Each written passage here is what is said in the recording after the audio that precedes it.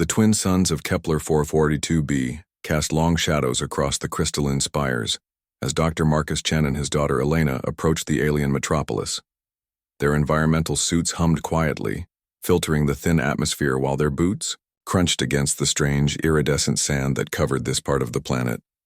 "Dad, look at those structures," Elena whispered through her comm, her voice filled with wonder. At 23, she had inherited her father's curiosity but possessed a boldness that sometimes made the veteran xenoarchaeologist nervous. The architectural patterns, they're unlike anything in our databases. Marcus adjusted his scanner, watching the readings fluctuate wildly. The city before them defied conventional understanding, towering structures that seemed to twist and flow like frozen music connected by bridges that appeared to be carved from single pieces of some unknown material. Yet something nagged at him, a familiarity he couldn't quite place. "The energy signatures are off the charts," he muttered, consulting his tablet. "Whatever civilization built this, they were centuries ahead of anything we've encountered." They had been studying the ruins for 3 days, part of a joint Earth colonial expedition to catalog the mysterious structures scattered across this distant world. The planet had been discovered only 5 years ago, and initial surveys suggested it had been abandoned for millennia. Yet the preservation was remarkable, as if the builders had simply vanished overnight. As they entered the city's outer perimeter, Elena stopped abruptly. Her scanner was beeping frantically, detecting something her father's equipment had missed. "Dad, you need to see this," she called, kneeling beside what appeared to be a decorative panel embedded in the base of the nearest spire. Marcus hurried over, his breath catching as he saw what had captured his daughter's attention. Carved into the alien material, weathered but unmistakable, was a sequence of symbols, not the flowing, organic script they had been finding throughout the ruins, but something far more familiar. "Are those—" Elena began, her voice trailing off. "Chinese characters," Marcus finished, his hands trembling as he traced the ancient markings. "And there, Roman numerals, and— is that Hindi?" The implications hit them both simultaneously. Elena stood slowly, her gaze sweeping across the city with new eyes. The architectural patterns that had seemed so alien moments before now revealed themselves differently. The flowing lines weren't entirely foreign. They were Earth languages, stylized and evolved, but recognizably human in origin. "This can't be right," Elena breathed. "The colony ships, the earliest ones left Earth barely 4 centuries ago, and those were sublight vessels. It would have taken them 1,000 years to reach this system," Marcus completed, his mind racing. But what if they weren't the first? They moved deeper into the city, their scanners now revealing details they had previously overlooked.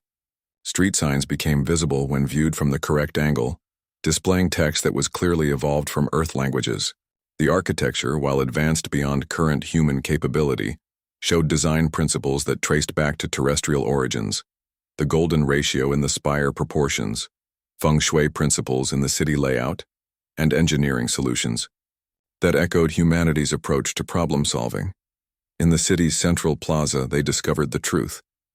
A massive obelisk rose from the center, its surface covered in what they now recognized as a historical record.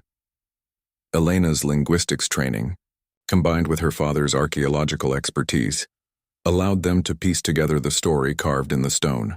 "The first Exodus," Elena read aloud, her voice echoing strangely in the vast space. "Led by Captain Sarah Okafor of the generation ship Prometheus, launched in secret in 2157. Marcus felt his legs weaken. "That's impossible. Our historical records show the first-generation ship wasn't launched until 2234, and that was the New Horizon." But the evidence was undeniable. The obelisk told the story of a secret human colony, launched during Earth's darkest period when global warming and resource depletion had reached critical levels. The Prometheus had been built in secret, using experimental faster-than-light technology that had been deemed too dangerous for public knowledge. They had arrived at Kepler 442b over 800 years ago. "Dad," Elena's voice was hushed with awe, "we're not discovering an alien civilization, we're visiting our own descendants." The city around them suddenly made perfect sense. The advanced technology, the familiar yet evolved architectural principles, the careful preservation of Earth languages alongside new developments. This wasn't an alien world. It was humanity's hidden first successful interstellar colony. As they continued exploring, they found more evidence. Gardens that contained plants clearly descended from Earth species, but adapted and evolved for this world's conditions. Art that showed the clear progression of human artistic traditions. Technology that built upon human scientific principles, but advanced them centuries beyond Earth's current capabilities. But where are they? Elena asked as they stood in what was clearly a residential district. The city looks like it was abandoned recently, but our orbital scans showed no life signs. Marcus was studying a building that looked remarkably like an evolved version of a traditional Chinese courtyard house. Maybe they moved on, he suggested. Maybe this was just their first stop. Elena accessed her portable database, cross-referencing star charts with the city's astronomical displays. Dad, look at this navigation chart we found yesterday. The one we thought showed their star maps. The realization struck them both like a physical blow. The chart didn't show stars the aliens had visited. It showed stars the humans from Prometheus planned to visit. And one of them, marked with special significance, was Sol, Earth's solar system. They're coming home, Elena whispered. After 800 years, they're coming home. As the twin suns set behind the crystalline spires, father and daughter stood in the plaza of humanity's first secret colony, understanding that they hadn't just made an archaeological discovery. They had uncovered proof that humanity's reach into the cosmos was far older and far more ambitious than anyone had ever dreamed. The stars above them held not alien mysteries, but human ones, and somewhere among them, their lost brothers and sisters were finally coming home.